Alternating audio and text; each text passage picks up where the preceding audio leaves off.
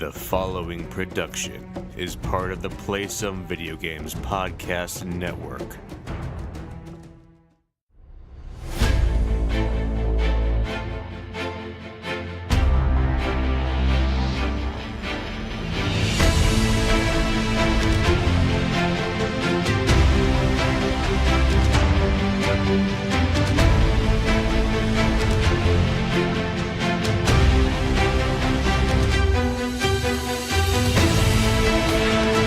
Greetings, androids, and welcome to Bored with Video Games, the gaming podcast that strives for the right balance of coverage for games you play on your table and on your television.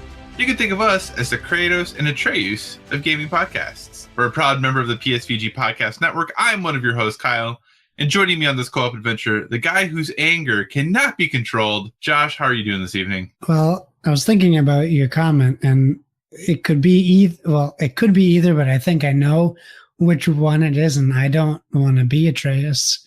You don't want to be Atreus? No. I was honestly thinking of you as Kratos, but that's cool. Well, that's what they could both be not controlling their anger, so I couldn't tell. But no, I don't want to be Atreus. No. In recent memory, he is one of the most annoying video game characters I've ever experienced. Okay, do you really think that, or is there one part of the game for about an hour where he's one of the most annoying video game characters ever created? Was it only an hour? But the rest of the game, he's super helpful. He's helpful, I agree. He is helpful when he's not talking. See, I didn't find him, literally there's that 1 hour section about an hour or so where I wanted to punt him off of the mountain. That's when I was really belligerently bad. Yes, I was like, dude, but the rest of the game, when you hit square to have him shoot an arrow, he's like, whatever. Yeah. I'm like, oh my god, do what I'm telling you to. My sympathy for you has ran out. But the rest of the game, I didn't think he was that bad, actually. Yeah, I'm probably exaggerating for effect, but I didn't have a tough time playing the game with him as a character, but there were definitely times where it was just obviously a bit much on purpose because kids can be like that. I get it, but it's just not something. It's something different for people experiencing God of War who have always played it. It's very jarring as far as the whole concept of Kratos and a boy and a son. You know, that whole thing is getting used to that aspect of the game. So when that part comes up, if it's an annoying character in God of War 3, I can just not go talk to that character ever again. But you literally have the monkey on your back in this one. And I mean, I'm biased, and maybe Daniel will listen to this episode, maybe he won't. But there is still one character that is by far the most annoying character in the history of video games to me, that is going to be very, very difficult to overcome. And all I'm going to say is, hey, listen. Anyway, thanks so much for joining us this week, everyone. As always, if you have any feedback, questions, suggested topics, hit us up at BoredWithVG on Twitter and at BoredWithVG over on the Instagram. You can find us on Facebook at facebook.com/BoredWithVG. Also, feel free to send us those long form emails over at boredwithvg@gmail.com. And as always, use that hashtag boredwithvg so that we can know what you're playing and know what you're doing, and use that on all of the social medias. And that way we can stay in touch with one another. We didn't go off on a tangent about food or anything like that, like we usually do. So we're just gonna jump right into the games. And it was, in the United States here, a holiday weekend. So, Josh, did you have some time to get anything to your tabletop? I did, and it was 3 days of trying to finally get there. The first night we ended up watching Black Panther because we hadn't seen it. So I was okay with that. So really quickly, obviously we're a gaming podcast. What did you think of Black Panther? I thought it was good, but I thought it was way overhyped for what it was. Okay. Now, that may have just affected, a lot of times if a movie gets that much hype where they're saying it's the best MCU movie I've seen, and the story is so incredible and it looked incredible, a little bit to all of those, but not to the extent where I thought the story was good, solid. The movie looked great, except for one specific scene that I hated, and it really took away from some of the movie for me. And there was a couple scenes I didn't think held the movie together super well, so it was good. I enjoyed watching it, but it wasn't at Devin Love level, if that makes sense to PSVGers. Anyway. But that's just me. I mean, obviously, it's a very well beloved movie, and I get that. I do, and I might like it better on a second watch too. Mm-hmm. So who knows? But yeah, we watched that the first night. It's still in my top 6 MCU movies. I'm not saying it's bad, and that's out of 18 movies. That's still pretty good. That's top third. Yeah, it's just I'm not good at math. It's just not top 2 like everyone has it at for me. Yeah, so that's that. Night 2, we were going to play board games. I put out a poll on Twitter. I learned a couple things. One, make sure you get your wife's permission of all the games you put in the poll. Oh no, did what win get vetoed? Jurassic Park Danger won, and she has been refusing to play that game since I got it for whatever reason. I'm not sure. We will get it to the table. I even watched how to play with her just so she could see how easy it is to play. So I'll be working on that for next weekend. So we didn't play that. And then I was reminded and then shamed by placing video games that I forgot about Mario Kart Night. So talking about that later in our video game portion. So I ended up playing. So that became a video game night. It was actually a very good video game night. And then last night, finally, we were going to play Charterstone because I was like, can we play Charterstone? And by this point, it's been a long day. Muggy, hot, humid. Had the kid outside all day. We watched Watch It Played How to Play like for 23 minutes. At minute 20, she looked over at me and she just said, my brain cannot handle this game tonight. I said, okay, we'll play Pie Town. I think we could probably figure out Pie Town. Very similar. Pie Town, Charterstone. Very similar. There you go. Even I was watching the Charterstone video and I didn't want to say anything, but I was like, oh boy, there's a lot of stuff getting downloaded right now. So we'll figure that out too. I really want to play that really bad. It's on it's that and Fog of Love, I think, are my 2 top games I really want to play right now. Okay, so Pie Town by Renegade Games or Renegade Game Studios, depending on how you want to say it. This is a game I won from them at PAX Unplugged in a Instagram contest of sorts, but I had heard about it leading into PAX Unplugged because they were just about to drop it. It was a new release coming out and it had a lot of buzz, so I was excited to check it out. I can understand why some people will be turned off on the theming because it doesn't look like a strong theme for just like an in general game. Like it seems very catered to a specific audience, and this is one of those games where you have to look past the theme. While the theme is important in the game, it's not going to really dictate whatever your prejudice towards that cover might be. Like if you think it's going to be girly or if you think it's going to be cartoony or whatever your impression might be of that, it's not going to be that game. We played 2 players. It's 2 to 4 players. And the objective of the game is to bake pies and figure out your opponent's secret recipe, which can have a big impact on the game or it cannot. It really just depends on who's playing and how they decide to play. So there's kind of a lot of stuff going on when you play the game. You have your own player board, which is I'm going to compare it to like a little house. It has like a kitchen, has a supply room, it has a bakery. All these things are inside this block you have. I should say this is a worker placement, worker management game, and it's probably the first type of game that I've played where you have dice but you don't roll them. The dice are there to indicate a level of your workers, and I'll get back. So you start with 2 workers, and there's a 3 and a 2 level worker. And all these spaces that you go to, they either add 1 or -1 or -2 from your workers' levels. And so you have a balancing act of managing your stats and what you can do with those stats. So right in the middle of the board, you have a pie counter. We'll call it, like, not a counter like numbers, but like a kitchen counter. Think the root beer tapper game, or Overcooked even, with like a long table, but you have rows.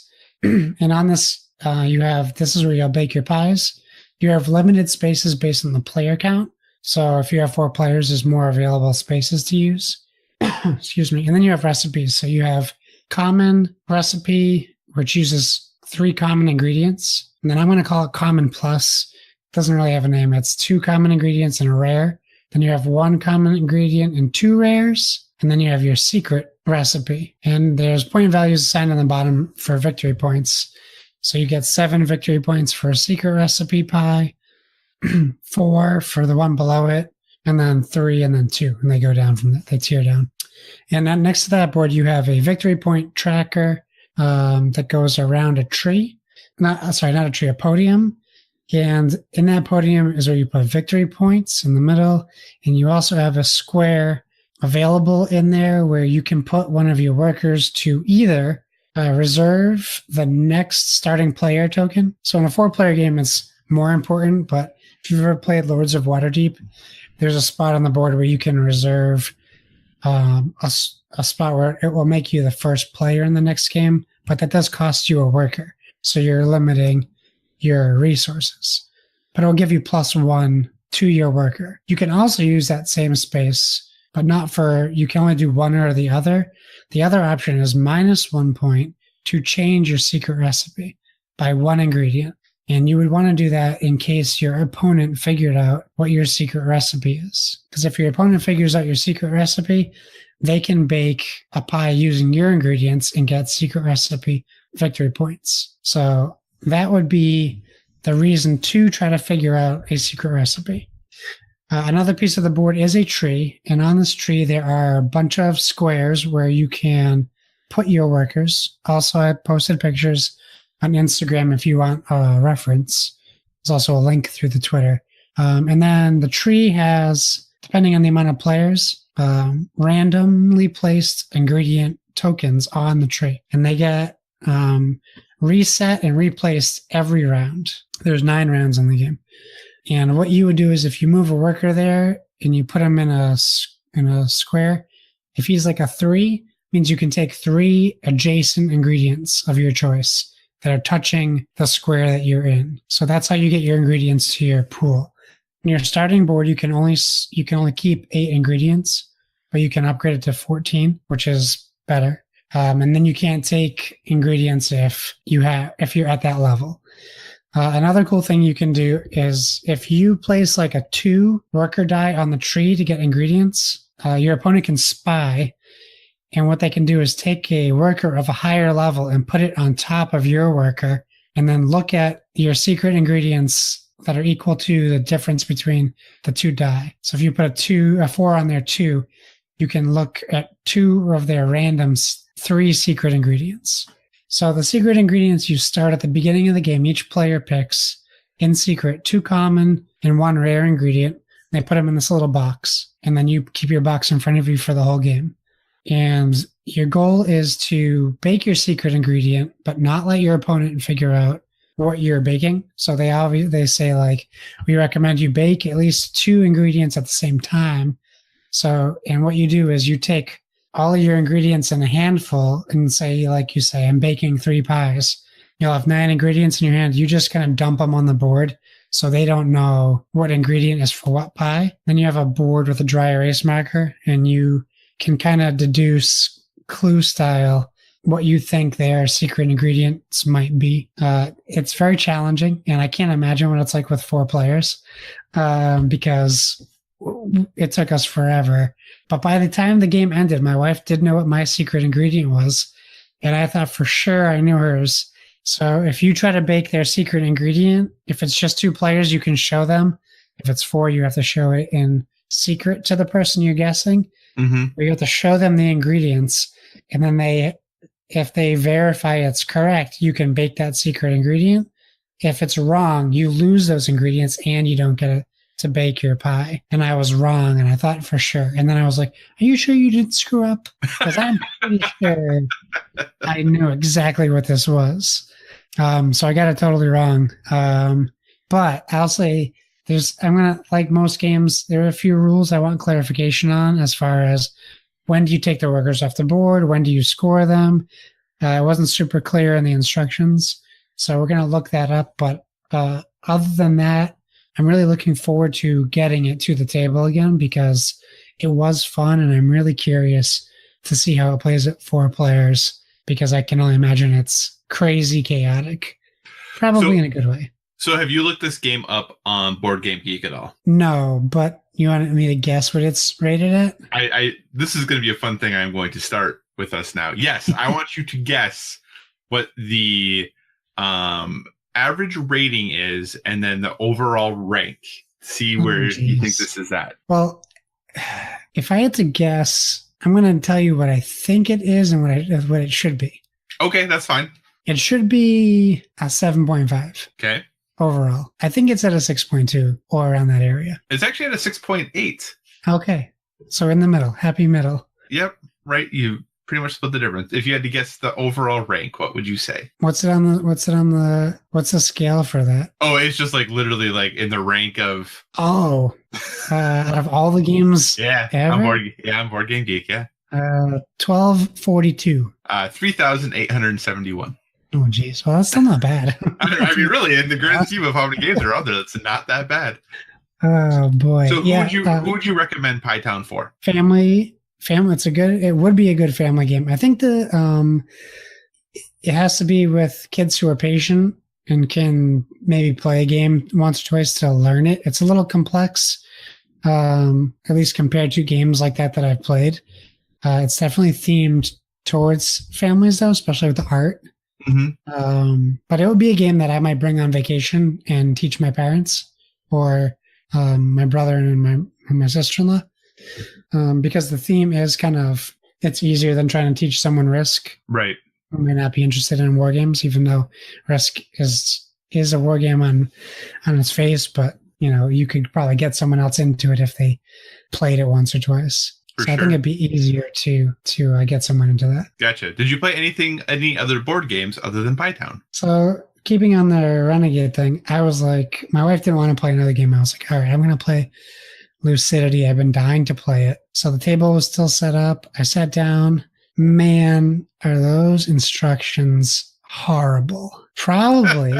I haven't read First Martian's instructions yet, but for a game that one of the worst instructions I've ever read in my life for a board game. It's all over the place without being all over the place. It tells you what to do without telling you what to do. And I'm like, how is this possible? And then I go to the single player and it says, okay, a single player is the same. Everything is the same as the multiplayer. So now I got to go back and read all the multiplayer and then go back and read single player and try to figure out what they changed. And they're super unclear. So then I watched a video, and I watched the first video, and then I was so twisted up from the rules that I didn't know if I was doing what I got wrong or right. So then I looked up a solo play tutorial, and I watched this dude play it. I was like, okay, I think I got this. This seems easier now. And then I tried playing it on my own. And then between the 3 things, I had no clue what I was doing. I tried playing. I screwed something up right away. So I don't know. I'm going to give it another shot. I just don't know when because I'm pretty frustrated with it at the moment. Is this something that's, I guess I haven't looked. Is this something that there's a lot of concerns about or a lot of issues with as far as the rulebook goes? I haven't even checked. I didn't check the forums just because it was late, and I was sitting at the table in the living room and I'm just looking at the time and I'm like, do I want to bother trying another video or looking it up? At this point, I had invested so much time in it that I was just like, I'm boxing it up. I think it looks great. I still posted pictures. I think the artwork is fantastic. It's definitely a way out of Renegade's comfort zone as far as theme. It's very dark. I like the idea of it. I really wish, like, I've gotten some bad Kickstarter instruction booklets. This is like Indiegogo. Like, who did this instruction booklet? And I'm sorry if you were listening or you know who wrote it, but it's just tough. Like, so from you are going to go back and try to play it again, though. You are going to give it the old college try, as they say. Yeah, I have to go back. Or also, it could have been me. Like, it could have been late, and I might just not have been in the right mindset. So I may be being unfair to the writer of the rule book, but that will be. I'll get a good, solid conclusion on that when I play it. We'll try playing it again.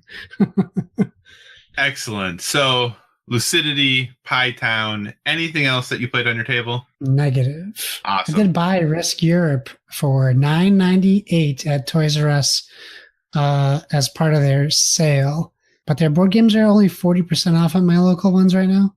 They have they have Quantum, which I was thinking about picking up. Mm-hmm. They had X-Wing. Which I figured, even though I won't play it, it might be a good grab. Right. But I heard once they get to like 60 or 70% off, that's when they stop with the sales. I almost got Red Dead Xbox One combo pack because all the video games are 60% off. So it would have been about $13 to get it. It's a good deal. But I didn't bite because they didn't have anyone working in electronics. Oh, gotcha. So awesome. Well, it was $40. All right. Well, I did a bad thing. I didn't play any board games because I played so many darn video games over the last week. My wife has been very busy with some of her hobby things, and she's kind of my board game partner. So over the long weekend, I was like, this will be a perfect time for us to play some board games. And every time I asked, she's like, well, I'm working on this other thing, or I'm doing this other project, or I'm working on this other thing. Can we do it later? Sure, that's fine. And later just never came. So I played a whole lot of video games, but I promised to make up for board games next week. But with that, sir, what have you been playing on your television? Well, the Fallout watch is still going strong, in case anyone's asking. That happened video game-wise today. I should say Fallout, right? But Bethesda today dropped, I want to say at noon. So they're going, for me, we're at 12 and a half hours strong of a feed that just says please stand by for the most part. What do you think this is? Well, you know what I told you as a joke earlier that I think it might be. But what do you actually think it is? I'll be honest with you. They really got me confused because it could be so many things. I'm going to just go out on a limb and say it's Fallout related. That seems fair. But if it's what all the Nintendo shackers have been talking about, it's going to be a disappointment. If they're really talking about Fallout Shelter on the Switch, or Fallout 3 Anniversary Edition on the Switch, or Fallout 4 on the Switch, like, save that for E3 if at all, or don't even do that. Yeah, the only thing I know, Jason Schreier had tweeted something to the effect of that it's not what most people think it's going to be. Right. It could be Fallout Shelter 2. Yeah. It could be a new type of Fallout game. I don't see it being anything big until E3, though, unless this is going to go for 2 weeks. That would be funny. Right now, there's 52,000 people watching with a total of 14,698,455 people have watched this. I believe I watched it for about 3 minutes today, and I was like, I got time for this. PR stunt they have ever done, probably. 14 million watchers in the first day. So that's my tangent. I'm going to close it now because it's distracting me. Okay. So what have you actually been playing, though, in regards to video games? So I think we're going to have a very similar list.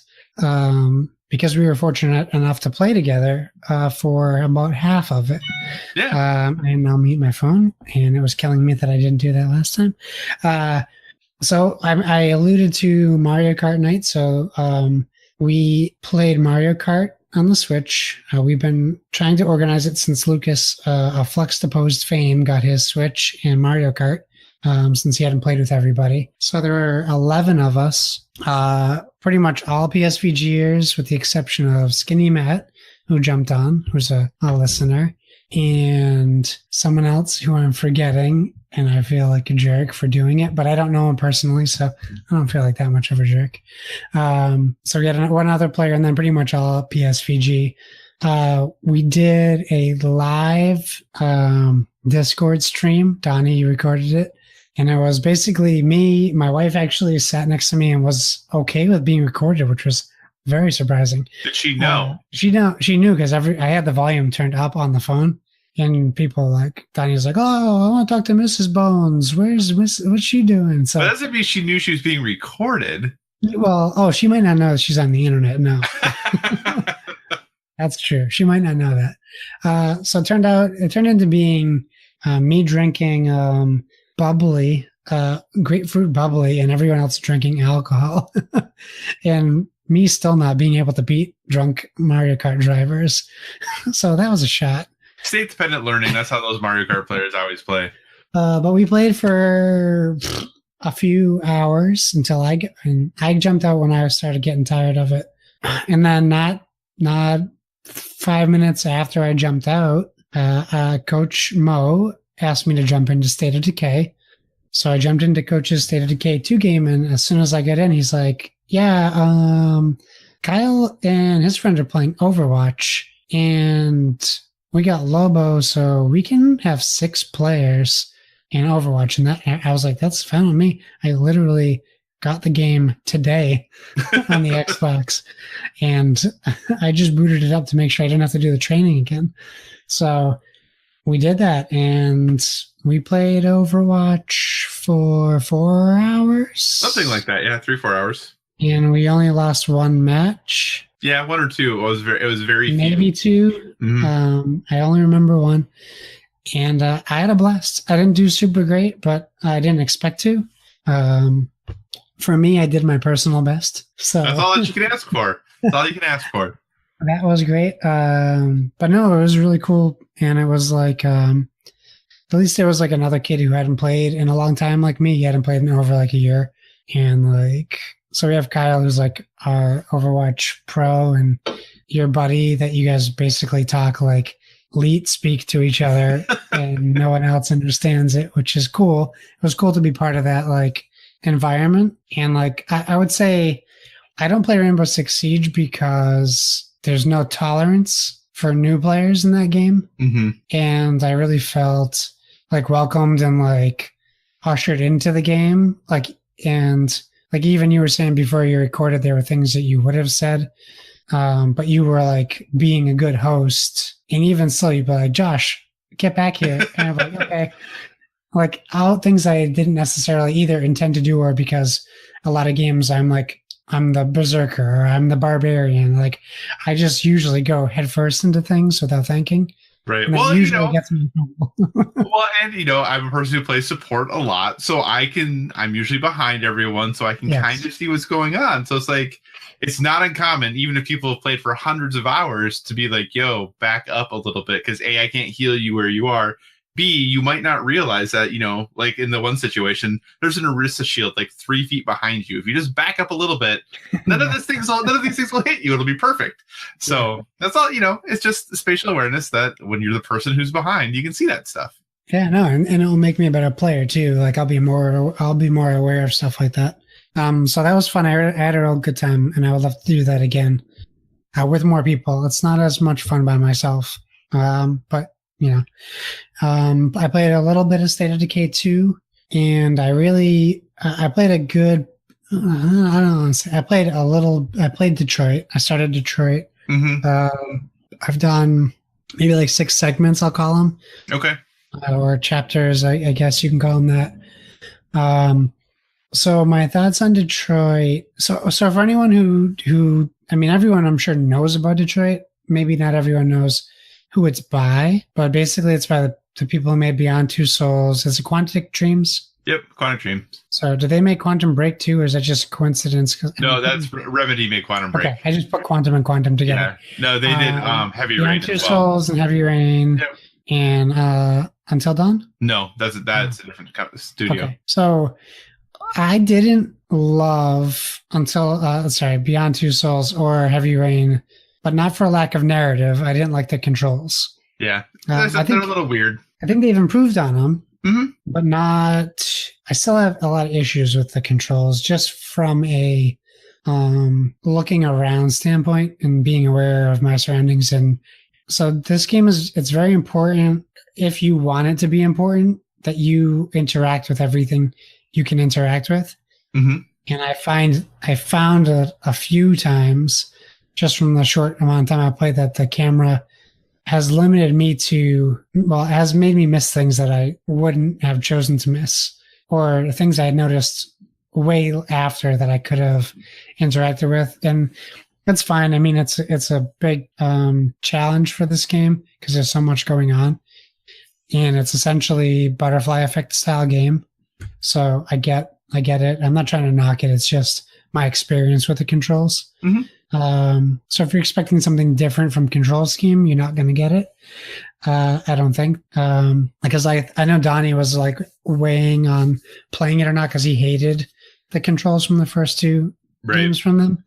I would say that the controls are better, but they're better. If you didn't like them, they're not like completely different now. Right. It would be like not liking the Tomb Raider controls and then playing Uncharted. Like, right. Yep. You know, I will make a funny observation.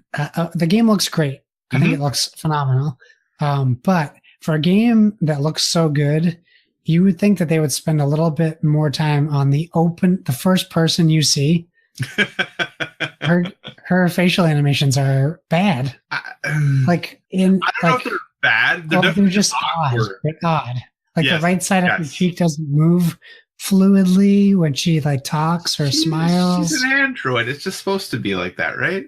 Well, right. When I first started the game, she's the first thing I'm greeted with, and I was like, "Oh no!"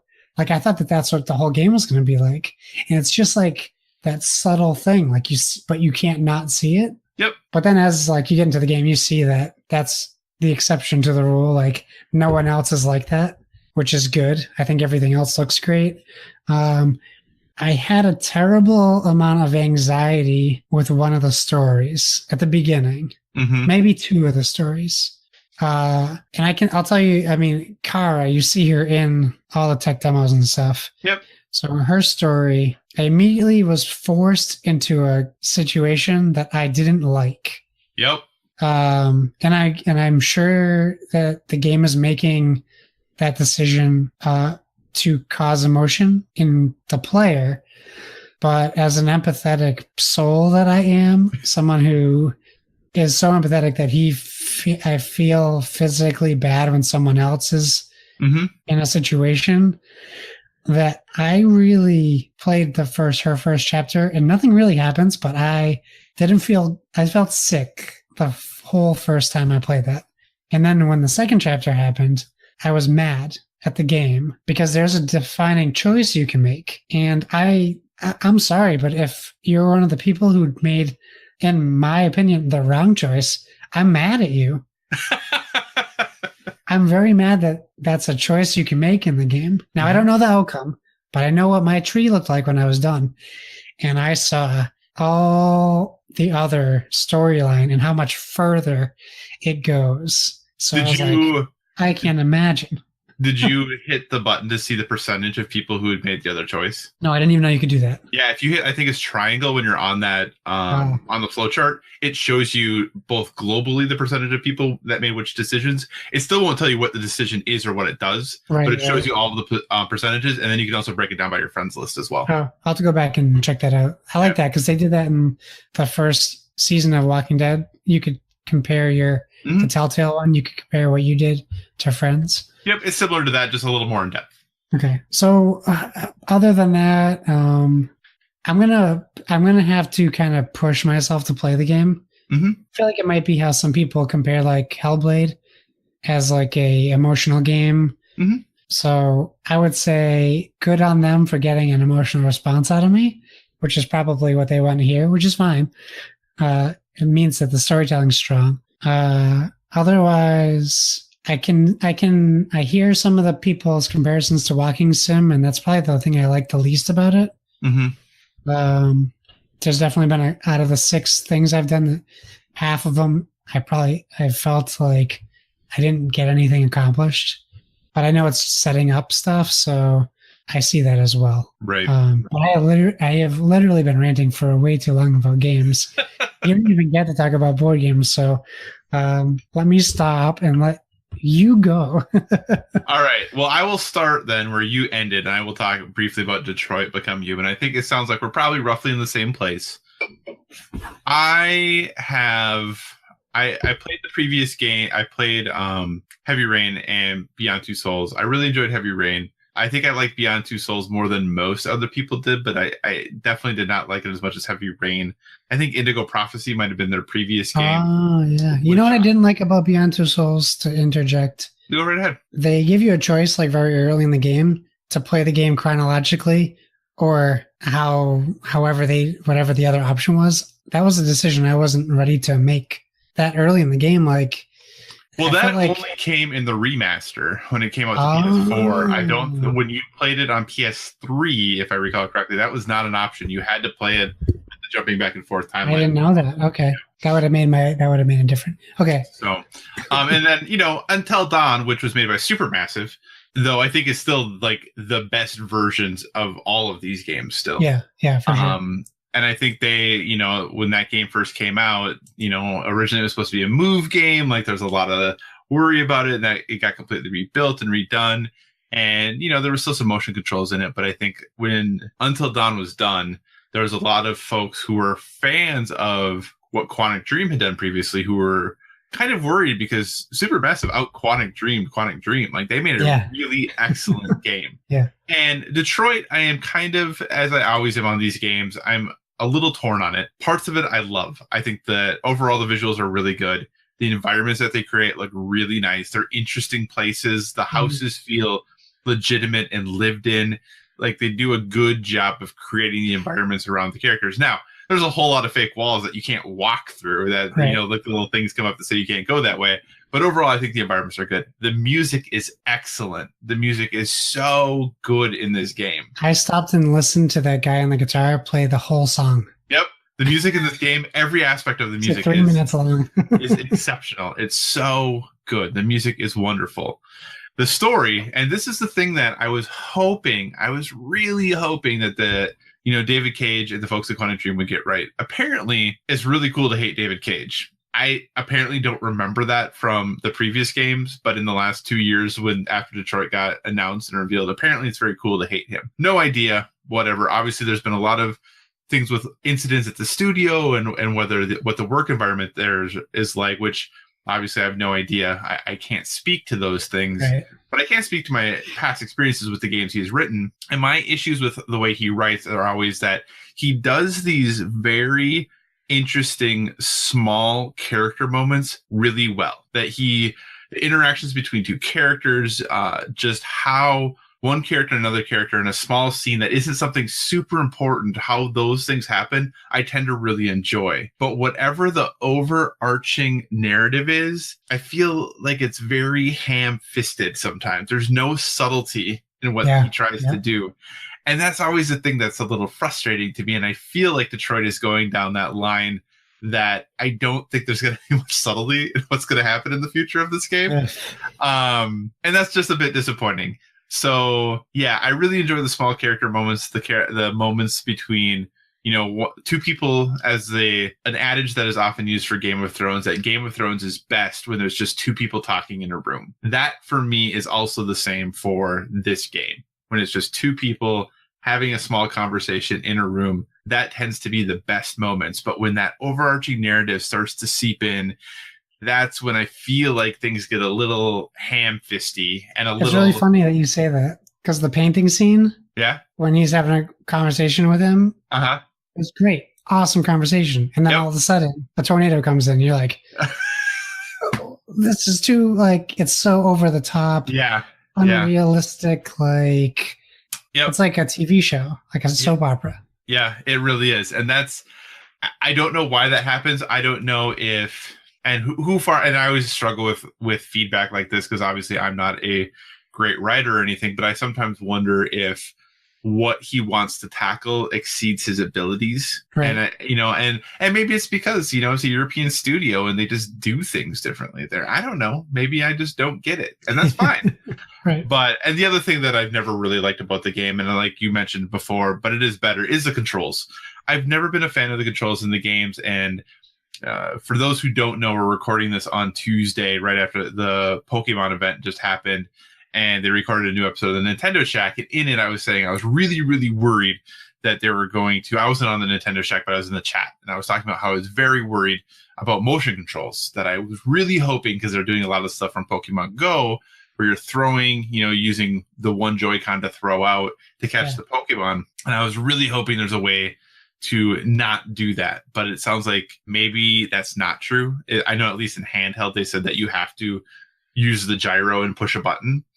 So I'm not a fan of motion controls. I never liked them.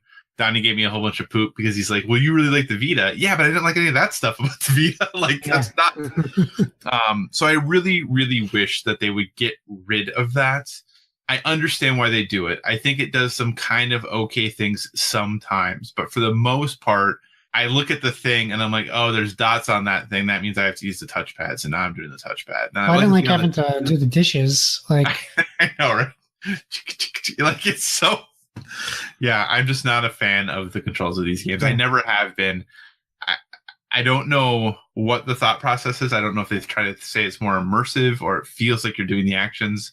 But just, I wish they would try to change the controls. I really would. And as we've talked about recently with some game, like Xbox doing excellent work as far as accessibility in games goes, this is just something that makes this game unplayable for some people because you can't shut it off. So there are some people who are just never going to be able to play this game.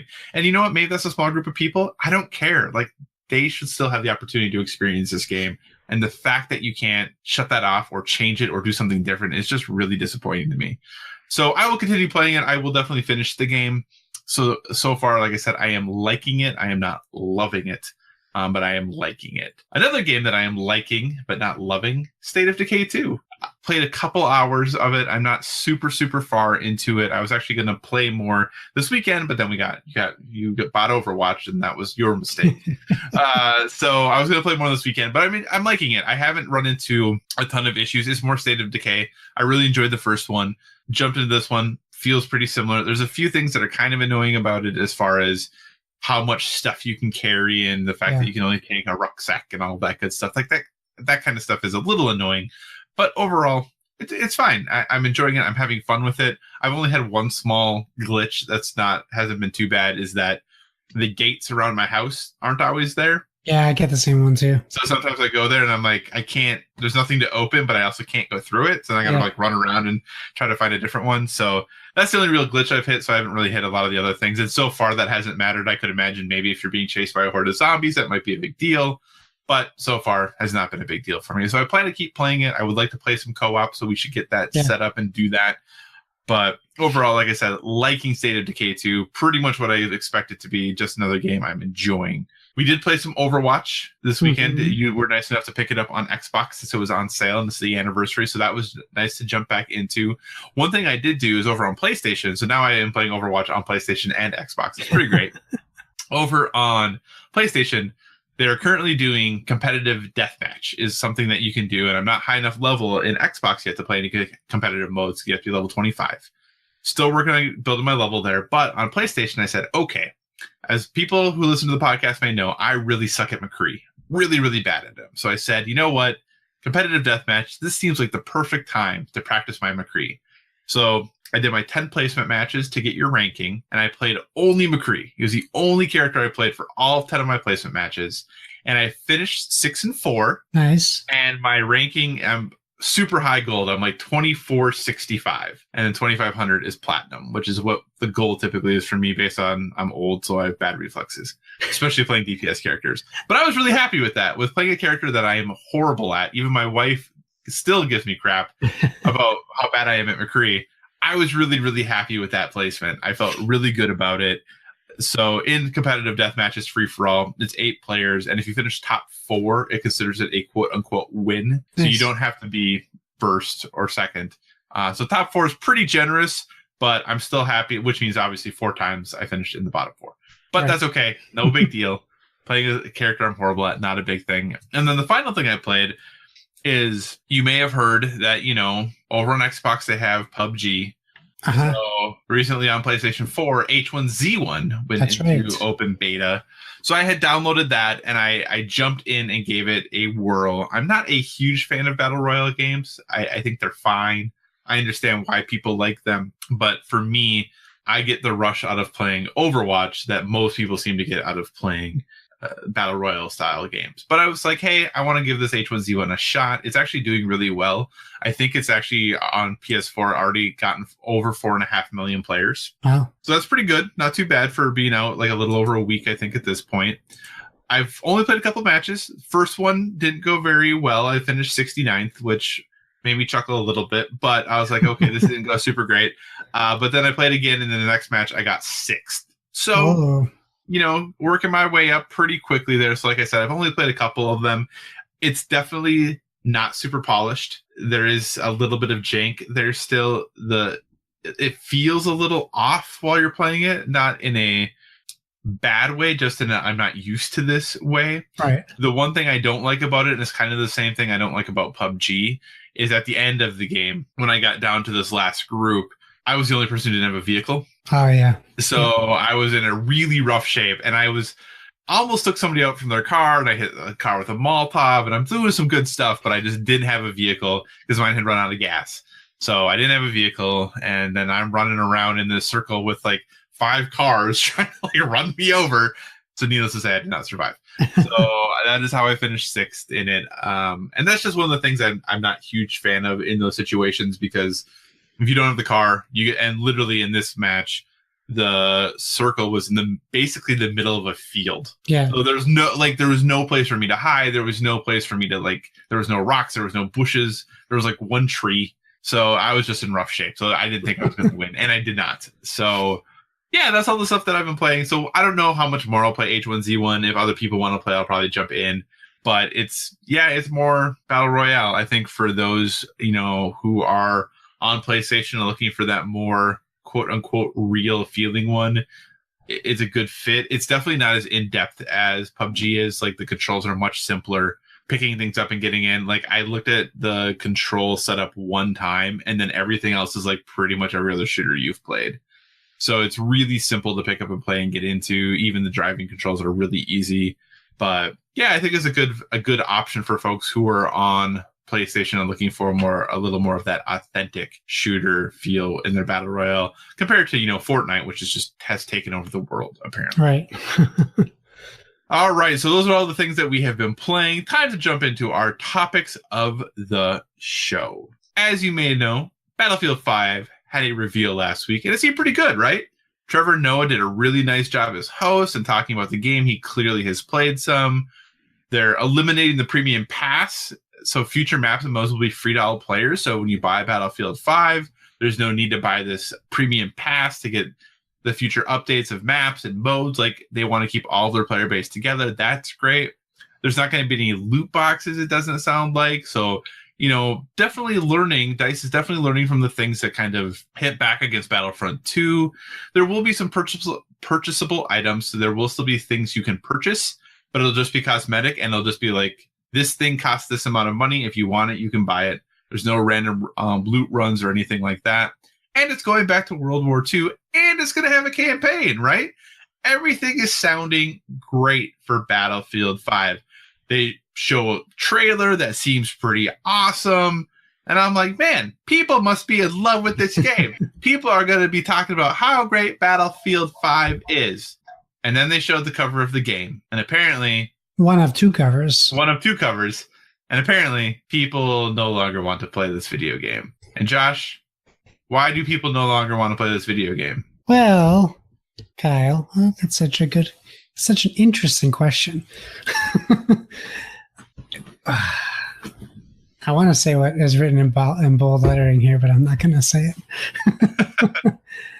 it. Gaming is a toxic environment, unfortunately, and a large quantity of gamers are socially awkward, or I don't want to say inept because that's not I don't want to insult anyone necessarily. There's socially awkward beings who don't know how to handle women, which is really where all this stuff stems from. I don't know if you're familiar with incel, incel. It's a group of people. It stands for involuntarily celibate. And they're they started as a support group and turned into like a hate group. And it's all these guys who are involuntarily celibate because girls don't find them attractive or girls don't like them or whatever the case. And instead of personal reflection or whatever, they just blame women for everything. And this is where Gamergate stemmed from. And everyone thinks Gamergate went away. And when I say everyone, I mean guys who weren't affected by Gamergate think it went away. Because it never went away. And this is the perfect example of that. And it's so unfortunate that we can't just enjoy something. It isn't even out yet. And it is historically accurate. Proven. There have been women fighting in wars since World War II, probably in World War I. And there was a dude, one of my favorite things was he was like, my grandmother had a prosthetic arm, literally in World War II. It has happened. And people are like, no, it hasn't. But, the quick judgment is like, oh, it's some 12-year-old kid sitting in his bedroom who's never read a book on World War II saying that. But unfortunately, it's not the case. Sometimes it's a 45-year-old guy who still plays Battlefield who feels like he needs to be heard, or whoever it is. Honestly, it could even be female gamers that are so sick of toxic environments that they're creating their own. You can't really tell who's doing what. All that we can say is, for whatever reason, people hate women in gaming. It really seems that way, doesn't it? It really seems that way. Yeah, so I know we didn't spell it out specifically, but obviously the traditional version of the game has a woman on the cover. If you are very worried about that, you can pay $20 extra and get the special edition that has a dude on the cover. And play it early. If you really want to do that. But I do find it interesting, right? Because here we have a game that during the entire presentation, everything was seeming really good. Everything was seeming awesome. They were listening to the really bad feedback. I shouldn't say really bad. They were listening to the feedback they got about Battlefront 2, and were basically checking every box about how to fix it. Everything that people wanted to hear, they were saying, yes, we're doing this. Yes, we're doing this. Yes, we're doing this. We're getting rid of everything you don't like. We're still giving you a campaign, which people were very trepidatious after Call of Duty was like, hey, we're getting rid of ours. Battlefield's like, hey, we still have a campaign. We still have our huge online multiplayer modes. We're doing some new things with them, and I'm not a huge Battlefield person, so I didn't totally understand all of that stuff. But they're doing some really cool and new things with it. They're talking about squads and all these other things that they're doing. They showed a trailer. That during the trailer, you're like, well, this is kind of neat. It's pretty action-packed. It might be a little over the top. Yeah. And then it becomes historically inaccurate when they have a woman on the cover. Not the fact that a car fell on a dude in the thing, and somebody was giving another player a pinky background while they were shooting people, which I guess could have happened. I guess all that could have happened. But I find it interesting that suddenly the woman on the cover is what makes the game historically inaccurate. And there was another comment about how it was disrespectful to the millions and millions of men who had lost their lives in World War II. And I part of me didn't want to talk about this tonight, mostly because, not that I don't enjoy having these conversations, but the fact that this is even, I didn't want to give any oxygen or even dignify what was going on here with our time or our response to it. But I really just wonder, we're playing video games. When is this historically inaccurate argument going to go away? Because if we want to be really historically accurate, when you start your game, if you ever die, you should just never get to play it again. Yeah. You're just done. Go spend another $60 and get another copy. Yeah. Because if you want to be historically accurate, that would be far more accurate than what we're doing right now. Yep. And I think that it's just really frustrating when I hear this is the response from people. My mind can't even be opened enough to the fact that there's a female on the cover of a game. Suddenly, that is not just okay. That just can't be okay. And it just I try to think of myself as someone who can really be empathetic and put myself in the shoes of others and try to understand their place and what their experiences are. Obviously not fully, but hopefully be able to empathize with those things. And this is one of those things that I hear the derision that people have about these things. I just don't get it. I just don't understand. And that's, for me, obviously coming from an extreme place of privilege, I recognize that. Yeah. But I just don't, I can't but you don't fathom think, like, these reactions. You don't think like that's part of the problem? Like, we both come from place of privilege, and I think if you take race out of it, gender, men have been privileged for the past hundreds of years, right? So now all of a sudden you have this big movement for female empowerment, which I'm a huge fan and supporter of. But who do you think feels threatened by this stuff? Well, absolutely, because anytime you've been living in a place of privilege, anything resembling equality feels like you're being suppressed. So like that's the way that goes. Yeah. So the loud majority of people who feel like something's going to be taken away from them because they're not in the majority anymore, I think are those people who are being threatened by a female on the cover. No one's complaining about Lara Croft as Tomb Raider. Right. Like, why pick these battles? People aren't complaining about Joanna Dark and being the lead of Perfect Dark. Like, I don't understand where, to use a war term, people pick this hill to die on. Mm-hmm. Like, why this game? Why didn't you care when they added female characters to Black Ops and Black Ops 3? There was no internet outrage. It's because, and arguably this cover with her is arguably better than the guy cover. Like, oh no, I don't think it's arguably. It clearly is. It is a better cover. So I'm with you. I think like when stuff like this happens, with so much negativity already going on in the real world and in social media, it's just like another crushing blow after another, because I can't understand where these people are coming from. Right.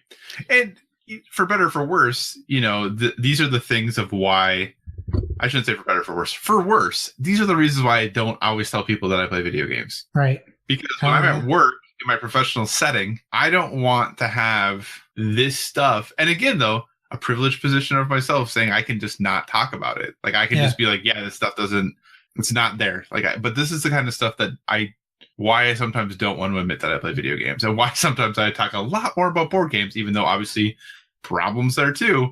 Yeah. But it gets very frustrating to me. And then, you're going to have people who are like, oh, we're making a big deal out of nothing. But I don't necessarily think that we are. I think that,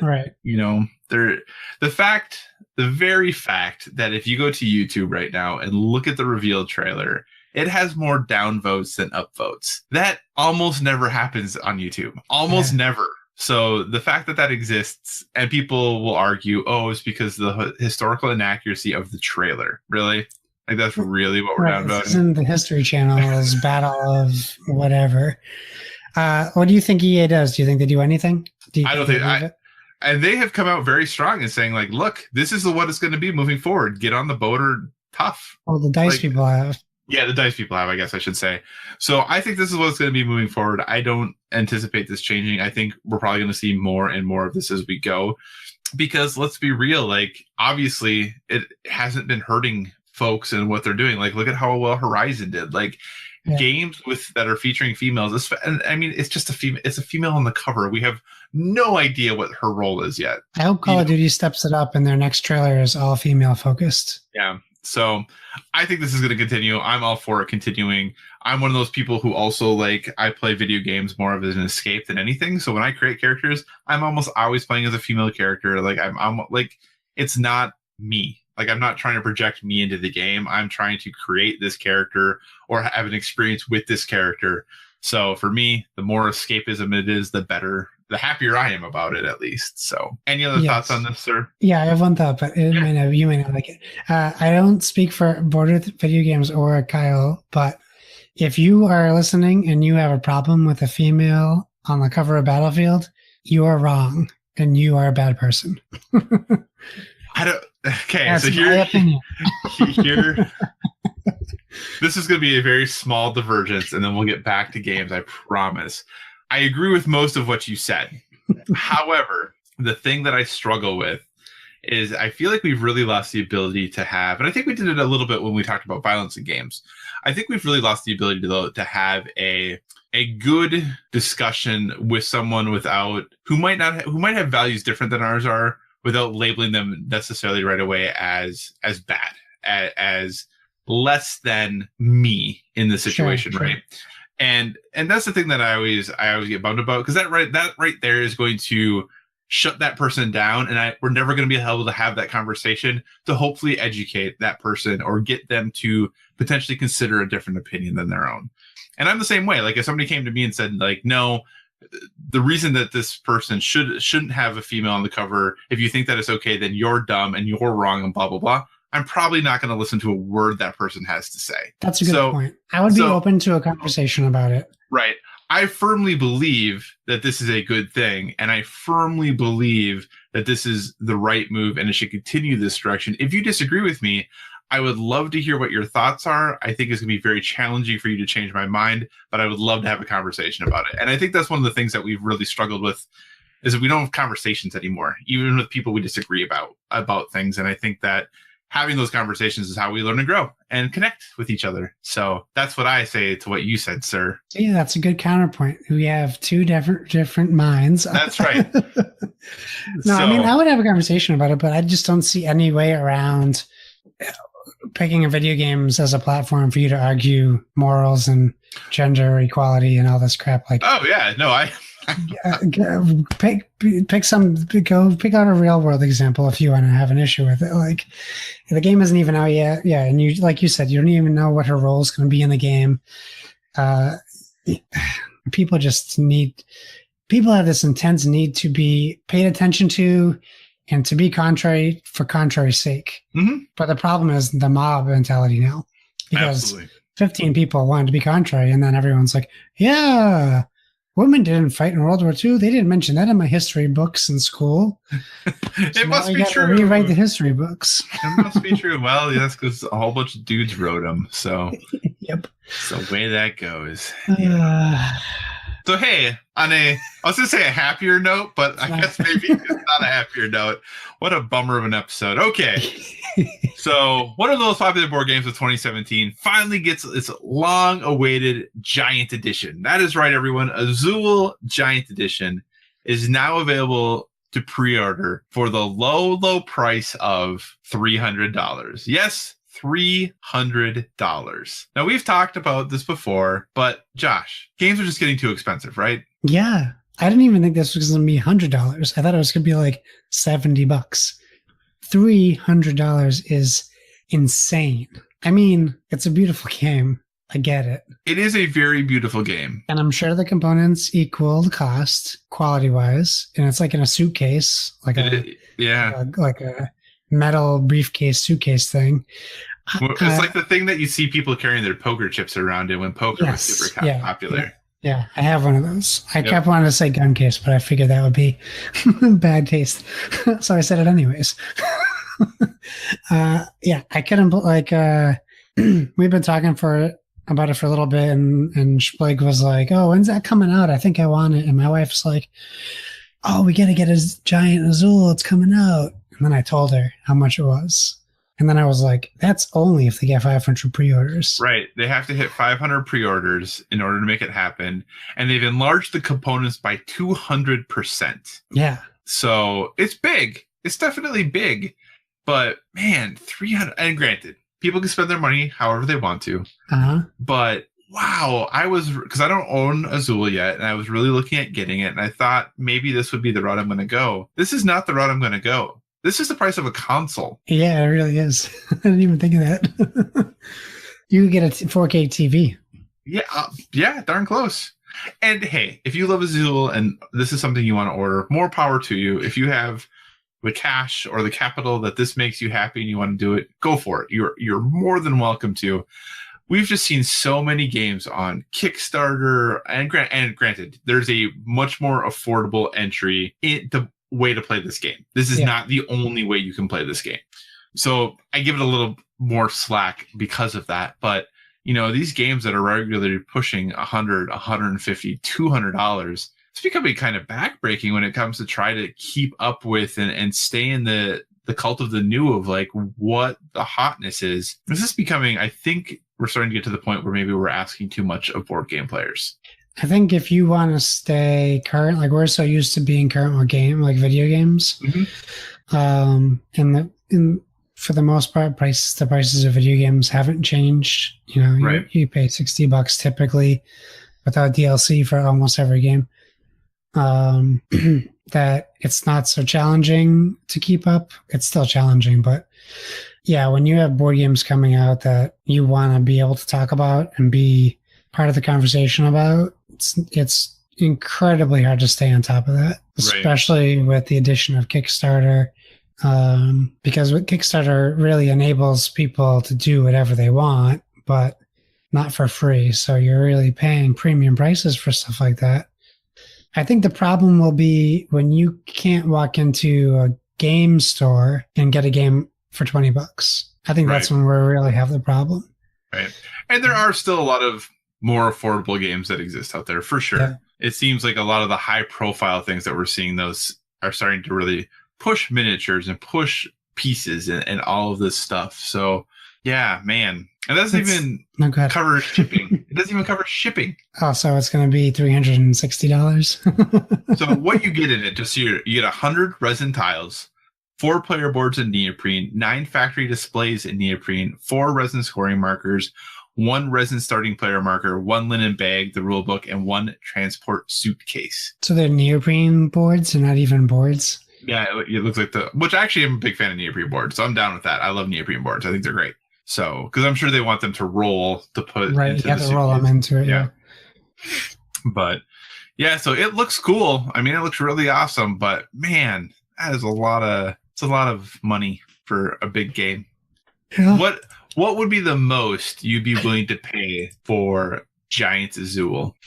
I thought we would be getting it at $100. So I paid $27 for the base game. This is 10 times more the cost.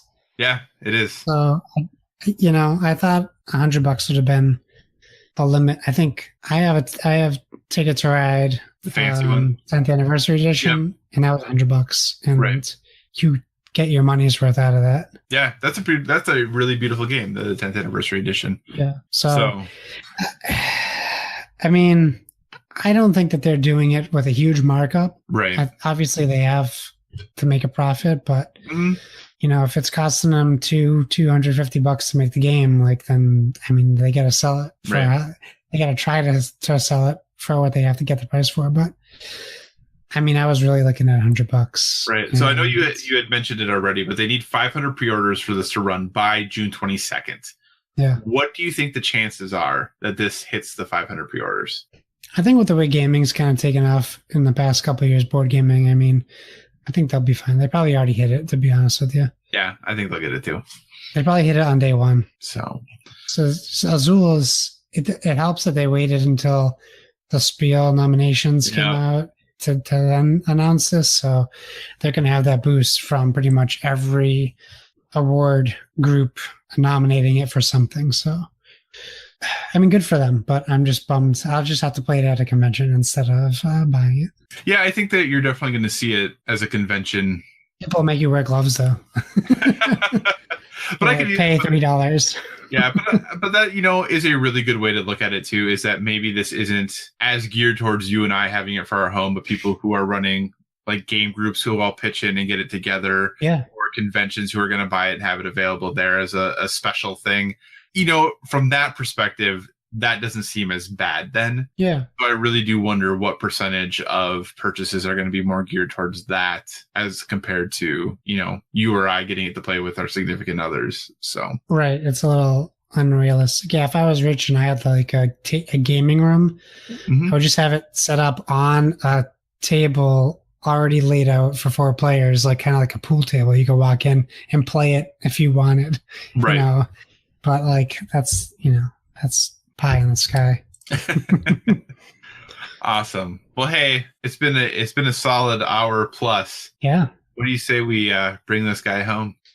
Let's do it, please. I'm exhausted. I'm exhausted at the end of a podcast instead of the beginning, though, so that's good. You guys know the drill, of course. We're so thankful that you guys join us every week. on our little adventure we do. And we love talking to you guys, and we love talking about the new stuff and the old stuff. Old game is old, always. But I'll wait till next week. I was going to say something. I'll wait till next week.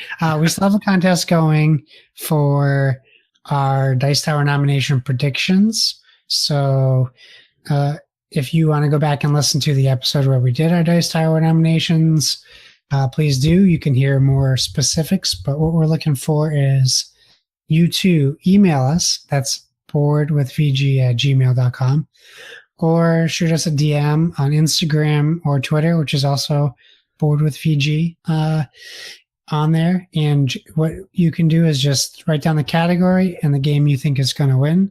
We're going to collect everyone's guesses, and then we'll take ours separate from that, and when we do the episode that has the winners, we'll go over and then we'll announce the winner from the guesses, obviously not including Kyle and mine.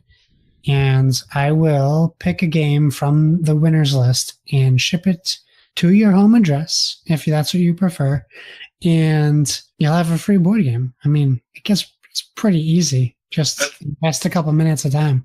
That's a pretty good deal. And based on the number of entries we've had thus far, you have a solid chance of winning if you just submit. Yes. I mean, you got nothing to lose. Just submit it. I know there's some PSVGers who didn't think that they could enter.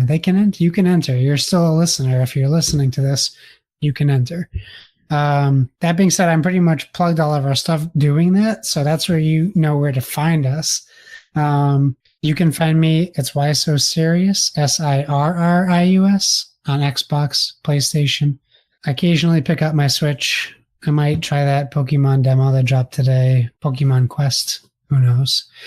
Let's play some Overwatch together. Let's play some State of Decay together. Let's play some Divinity together, Kyle. Yeah, we should probably get back to that. I also have to get going on The Division. Oh, let's play some Division together. Yeah, I got to get working on that. I started it on PS4, but now that we have it on Xbox One, I got to get rolling on it over there in its glorious 4K-ness. Yeah, it looks great. So that being said, I said a lot, so let's it over to you, Kyle. Awesome. Well, you can find me on Twitter, Instagram, PlayStation Network, Xbox Live, Board Game Geek, all at Psychocross.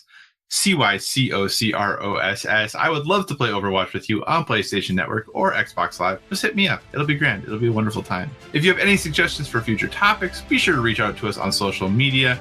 As always, we really appreciate you all listening. We appreciate the feedback you give us. And as always, everyone, whether it be board games or video games, never stop gaming.